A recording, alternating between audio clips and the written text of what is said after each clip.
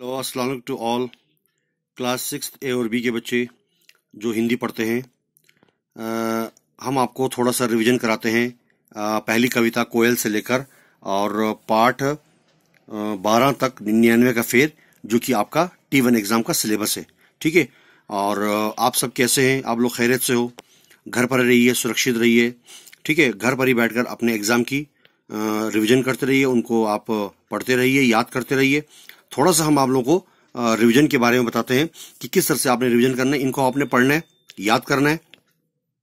पूरी कविता को आप थोड़ा थोड़ा पढ़ते रहिए, उनके शब्द अर्थ। ठीक है ना। उसमें हर एक कविता में या पाठ में पठन पूर्व बोध, भाव बोध और जीवन मूल्य बोध, इनको आपने पढ़ना है। ये अगर आपने पढ़ लिया, समझ लिया, आपको कविता भी समझ में आ जाएगी, शब्द अर्थ भी आपको याद हो जाएंगे और प्रश्न उत्तर भी आप आसानी से लिख सकते हैं। ठीक है ना। तो कुछ इस प्रकार से है कविता पहली कोयल। सुभद्रा कुमारी चौहान ने इस कविता की रचना की है, जो कि हमने आपको स्कूल खुलने के बाद क्लास में भी पढ़ाया, समझाया भी, आप लोगों ने भी पढ़ा है घर पर। ठीक है। तो यहां पर कुछ इस प्रकार से लिखा है, देखो देखो कोयल काली है पर मीठी है इसकी बोली, इसने ही तो कूक कूक कर आमों में मिश्री घोली, यही आम जो अभी लगे थे खट्टे खट्टे हरे हरे, कोयल कूकेगी तब होंगे पीले और रस भरे भरे, हमें देखकर टपक पड़ेंगे हम खुश होकर खाएंगे, ऊपर कोयल गाएगी हम नीचे उसे बुलाएंगे। कुछ इस प्रकार से कवयित्री ने इन कविता की रचना की है। ठीक है। बच्चे कोयल के बारे में बता रहे हैं। ठीक है ना। लेखक का कहना है इस प्रकार से। आ जाओ पेज नंबर 1010 पर। तो यहाँ पर है, इस तरह से आपने पढ़ा होगा, इसे क्लास में भी समझाया भी हमने आपको कई बार, तो आपने खुद पढ़ना है। देखिए, अगर आपको क्लास में पढ़ाया जाता है, आप कहीं ट्यूशन पढ़ते हो, एक्स्ट्रा आप क्लास लेते हो, तो उसमें आप लोग 1 घंटा 2 घंटा पढ़ेंगे, 3 घंटा पढ़ेंगे। जब तक आप लोग खुद बैठकर इसको अच्छी तरह से मनन नहीं करेंगे, इसके बारे में आप स्टडी नहीं करेंगे, याद नहीं करेंगे, तो आपको एक्स्ट्रा पढ़ने से कोई फायदा होने वाला नहीं है। ठीक है। तो पेज नंबर 11 पे आ जाइए। जिसने इस कविता की कोयल की रचना की है, उनका नाम है कवित्री का, उस पोएट का नाम है सुभद्रा कुमारी चौहान। तो उनके बारे में थोड़ा सा यहां पढ़ लेंगे आप। ठीक।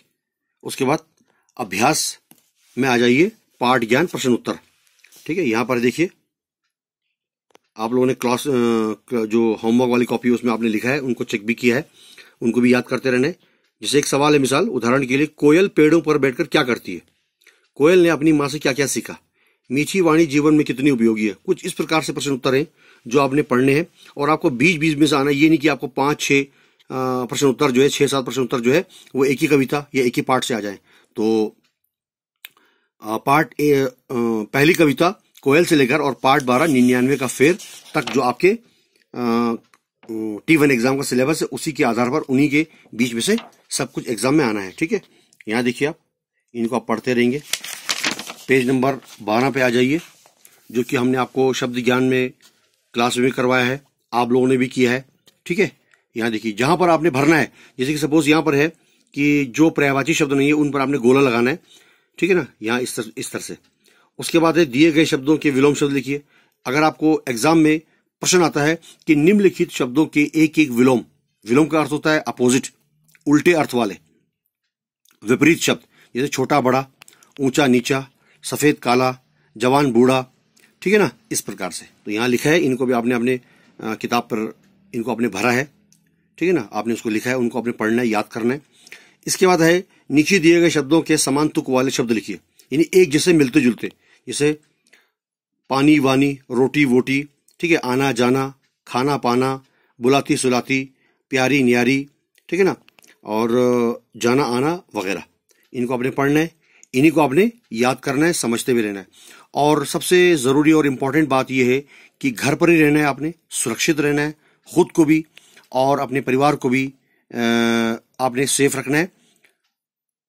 और नहाना धोना, साफ सफाई, अपने गली मोहल्ले, अपने घर में, ठीक है ना, अपने आस पड़ोस में, इन चीज़ों का भी आपने ध्यान रखना है। ठीक है। और मास्क वगैरह लगाना है। बाजार में भी अगर आप जाते हो घूमने फिरने के लिए, कहीं छुट्टियों में संडे को खेलने के लिए, तो वहां भी आपने साफ सफाई और एक डिस्टेंस बनाकर ही आपने अपने माहौल को सही तरह से रखना है और दूसरों को भी आपने अवेयर करना है, उनको भी आपने जागरूक करना है। ये नहीं कि आप कहीं जा रहे हो खेलने के लिए तो भीड़ हो रही है, बहुत वहाँ क्राउड हो चुका है, ठीक है, तो उनको भी कहना है कि एक सामाजिक दूरी, एक सोशल डिस्टेंस बना कर ही आपने उन तमाम चीज़ों को फॉलो करना है, उनका पालन करना है, ठीक है। तो इनको आपने पढ़ते रहिए, याद करते रहिए। इंशाल्लाह जब स्कूल खुलेंगे तब हम आपको और अच्छी तरह से पढ़ाने की कोशिश करेंगे और एग्जाम में आप लोग अच्छी तरह से याद कीजिए और अच्छे अच्छे मार्क्स लेने की आप कोशिश करेंगे, ठीक है ना। Okay, good bye and best of luck.